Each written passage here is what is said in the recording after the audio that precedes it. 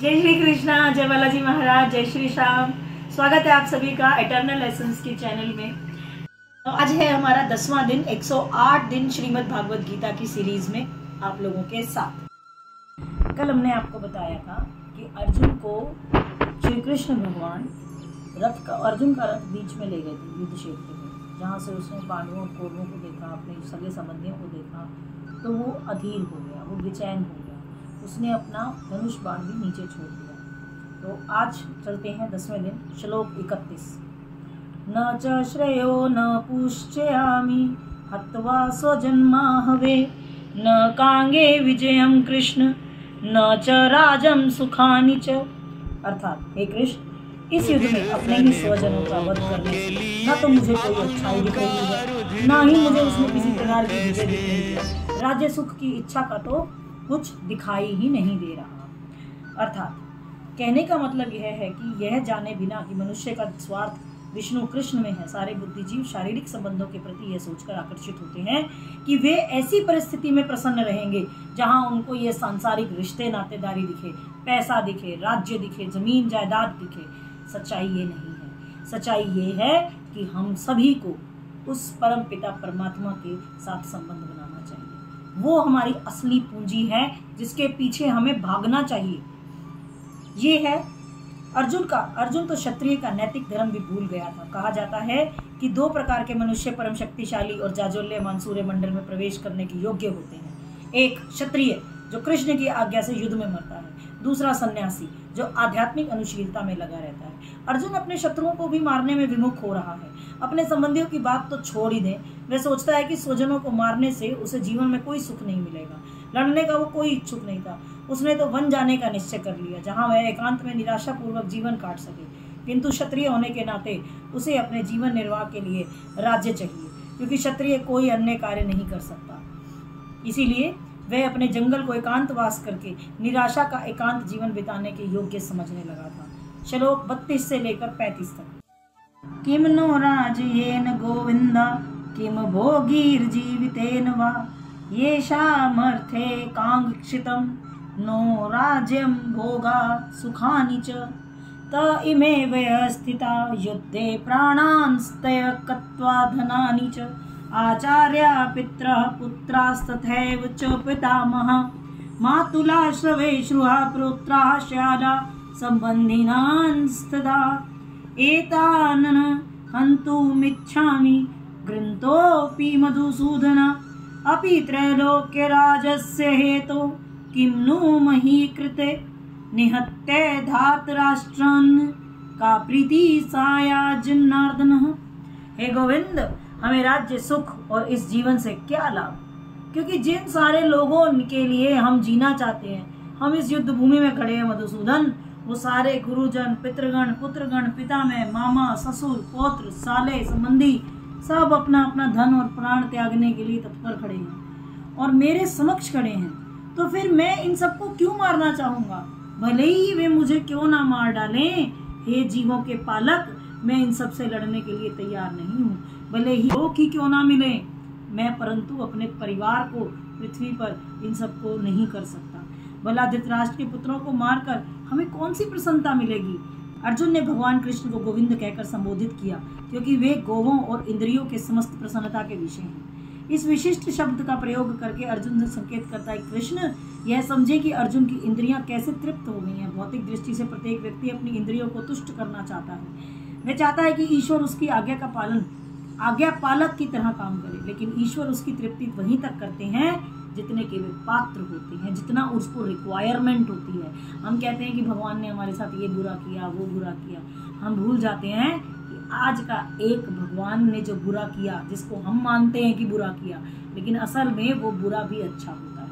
उस बुरे के पीछे भी 10 अच्छाइयाँ छुपी हुई होती हैं। बस हम वो अच्छाइयाँ नहीं देखते, अपनी भावुकता में अर्जुन की तरह बह जाते हैं। किंतु ईश्वर उनकी तृप्ति वहीं तक करते हैं जिनके वे पात्र होते हैं, उस हद तक नहीं जितना वो चाहते हैं। जब कोई इसके विपरीत मार्ग ग्रहण करता है, जब वह अपनी इंद्रियों को तृप्ति की चिंता ना करके गोविंद की इंद्रियों की तुष्टि करने की प्रयास करता है, तो गोविंद की कृपा से जिनकी सारी इच्छाएं पूर्ण हो जाती हैं। युद्ध करने के लिए तैयार नहीं था यद्यपि अर्जुन, हर व्यक्ति अपने वैभव के प्रदर्शन अपने मित्र परिजनों के समक्ष करता है, लेकिन अर्जुन को ये भय था कि जब ये ही नहीं रहेंगे तो मैं अपनी अमीरी, ऐश्वर्य, राज्य का बखान किसके आगे करूँगा, मैं किसके साथ बैठकर ये सब चीजें बांटूंगा। भौतिक जीवन का सामान्य लेखा जोखा है भाई। चूंकि भक्त भगवान की इच्छाओं को पूरी करना चाहते हैं, भगवत इच्छा पर होने पर भगवान की सेवा के लिए सारे ऐश्वर्य स्वीकार कर सकता है, लेकिन यदि भगवत इच्छा ना हो तो वह एक भी पैसा ग्रहण नहीं कर सकता। इसका उद्घाटन अगले अध्यायों में होगा। भगवान का असली भक्त होने के कारण अर्जुन अपने अत्याचारी बांधु बांधव से प्रतिशोध नहीं लेना चाहता था, क्योंकि वह तो भगवान की योजना थी। भगवान चाहते थे कि इन लोगों का वध हो, भगवान ने तो अर्जुन को एक निमित्त मात्र बनाया। इसीलिए भगवान उन दुराचारियों का वध करने के लिए उद्यत थे, यद्यपि अर्जुन उन्हें क्षमा करना चाहता था। पाप मेवाश्रये दस्मानः तैतानातैतायिन तस्मान हारा वयं हन्तु धार्तराष्ट्रान् सबान्धवान् स्वजनं हि कथं हत्वा सुखिनः स्याव माधवः। यदि हम ऐसे आतताइयों का वध करते हैं तो हम पर पाप चढ़ेगा, अतः यह उचित नहीं होगा हम धृतराष्ट्र के पुत्र और उनके मित्रों का वध करें। हे लक्ष्मीपति कृष्ण, हमें क्या लाभ है? अपने कुटुंबियों को मारकर हम कैसे सुखी हो सकते हैं? वैदिक शास्त्रों के अनुसार 6 प्रकार अतः 6 प्रकार के होते हैं। पहला, विष देने वाला। दूसरा, घर में अग्नि लगाने वाला। तीसरा, घातक हथियारों से आक्रमण करने वाला। चौथा, धन लूटने वाला। पांचवा, दूसरे की भूमि हड़पने वाला। छठा, पराई स्त्री का अपहरण करने वाला। ऐसे आतताइयों का वध तुरंत कर देना चाहिए। इनका वध करने का कोई पाप नहीं लगता। लेकिन अर्जुन कोई सामान्य व्यक्ति तो थे नहीं, स्वभाव से साधु हैं, अतः वे उनके साधुवत व्यवहार करना चाहते थे। व्यवहार क्षत्रियों के इस प्रकार से उनका व्यवहार क्षत्रियों के उपयुक्त नहीं था। क्षत्रिय कभी ऐसा नहीं सोचता। यद्यपि राजा के प्रशासन के लिए उत्तरदायी व्यक्ति को साधु प्रकृति का होना चाहिए, लेकिन उसे कायर नहीं होना चाहिए। जैसे कि भगवान राम इतने साधु थे कि आज भी लोग राम राज्य में रहना चाहते हैं, लेकिन उन्होंने कभी कायरता का प्रदर्शन नहीं किया।